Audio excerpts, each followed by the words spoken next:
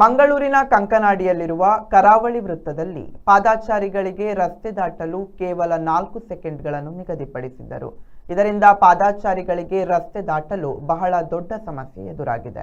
ಈ ಪ್ರದೇಶದಲ್ಲಿ ನಗರಕ್ಕೆ ಸಂಚರಿಸುವ ದಟ್ಟ ವಾಹನ ಸಂದಣಿಯಿಂದಾಗಿ ಮೆಡಿಕಲ್ ಕಾಲೇಜು, ಆಸ್ಪತ್ರೆ, ವಾಣಿಜ್ಯ ಮಳಿಗೆ ಇನ್ನಿತರ ಸಂಸ್ಥೆಗಳು ಇರುವ ನಿಟ್ಟಿನಲ್ಲಿ ಅಲ್ಲಿಗೆ ಬರುವ ಹಿರಿಯ ನಾಗರಿಕರು ಮತ್ತು ರೋಗಿಗಳಿಗೆ ಈ ಭಾಗದಲ್ಲಿ ರಸ್ತೆ ದಾಟುವುದೇ ಒಂದು ಸಾಹಸದ ಕೆಲಸವಾಗಿದೆ. ವಾಹನ ಚಲಿಸಲು 90 ಸೆಕೆಂಡುಗಳ ಕಾಲಾವಕಾಶವಿದ್ದು, ಪಾದಾಚಾರಿಗಳಿಗೆ ಕೇವಲ 4 ಸೆಕೆಂಡ್ಗಳ ಕಾಲಾವಕಾಶ ನೀಡಿದ್ದಾರೆ. ಪಾದಾಚಾರಿಗಳು ಜೀವವನ್ನು ಕೈಯಲ್ಲಿಟ್ಟು ಹೋಗಬೇಕಾದ ಪರಿಸ್ಥಿತಿ ಇದೆ. ಯಾಕೆಂದರೆ ಒಂದು ಬದಿಯಿಂದ ಇನ್ನೊಂದು ಬದಿಗೆ ಹೋಗಲು 4 ಸೆಕೆಂಡಿನಲ್ಲಿ ರಸ್ತೆಯ ಅರ್ಧಕ್ಕೆ ಮಾತ್ರ ತಲುಪಬಹುದು.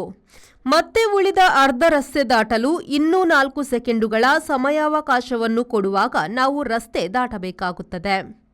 ಈ ಕುರಿತು ಸಾಮಾಜಿಕ ಜಾಲತಾಣದಲ್ಲಿ ಹಿರಿಯ ನಾಗರಿಕರಾದ ಅಮೃತ್ ಪ್ರಭು ಗಂಜಿಮಠ ಅವರು ಸಮಸ್ಯೆಯ ಬಗ್ಗೆ ಅಧಿಕಾರಿಗಳ ಗಮನಕ್ಕೆ ತಂದಿದ್ದಾರೆ. ಇದು ಕಂಕನಾಡಿಯ ಕರಾವಳಿ ವೃತ್ತ. ನೀವಿಲ್ಲಿ ನೋಡಿದರೆ ಈ ಕರಾವಳಿ ವೃತ್ತದಲ್ಲಿ ವಾಹನಗಳು ಚಲಿಸಲು 90 ಸೆಕೆಂಡಿನ ಸಮಯವನ್ನು ನೀಡಲಾಗಿದೆ. ಇಲ್ಲಿ ಈಗ ಸಮಯ ಬೀಳುವುದು ನಿಮಗೆ ಕಾಣುತ್ತದೆ. 90 ಸೆಕೆಂಡಿನ ಸಮಯವನ್ನು ನೀಡಲಾಗಿದೆ.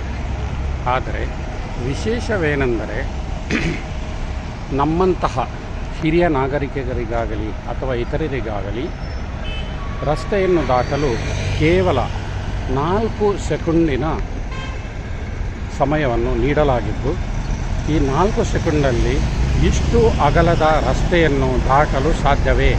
ಅದು ಕೂಡ ಬಾಣಂತಿಯರು, ರೋಗಿಷ್ಠರು, ನನ್ನಂಥ ಹಿರಿಯ ನಾಗರಿಕರು ಈ ಮಾರ್ಗವನ್ನು, ಇಷ್ಟು ಅಗಲದ ಮಾರ್ಗವನ್ನು ನಿಮಗೆ ನೋಡಿದರೆ ನಿಮಗೆ ಕಾಣುತ್ತೆ. ಅವರು ಬಿಳಿ ಕಲ್ಲರಿನ ಇದನ್ನು ಹಾಕಿದ್ದಾರೆ. ಇಲ್ಲಿಯೇ ನಾವು ರಸ್ತೆ ದಾಟಬೇಕು. ಇದು ತೀರಾ ಅಗಲವಿದ್ದು 4 ಸೆಕೆಂಡಲ್ಲಿ ದಾಟಲು ಸಾಧ್ಯವಿಲ್ಲ.